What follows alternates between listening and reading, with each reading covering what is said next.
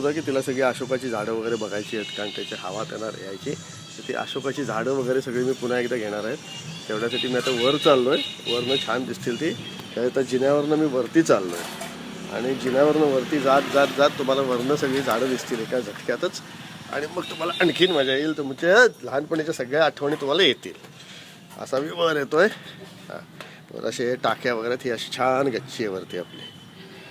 छान गच्ची आहे. आणि ही सगळी झाडं आपली अशोकाची.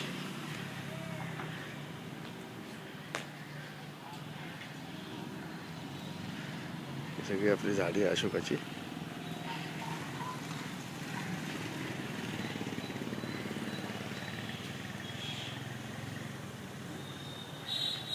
मागची बाजू, वरनं मागची बाजू दिसते आता आपली.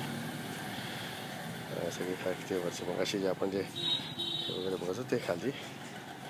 हे गेट, हे अशोकाचे इथलं गेट वगैरे, हे सगळं झाडं वगैरे आपली. गट गट गट गट गट ही सगळी अशोकाची झाडं. आणि टेरेसवरती वर यायची आपली. ही सगळी अशी झाडी आहे आपली. इकडनं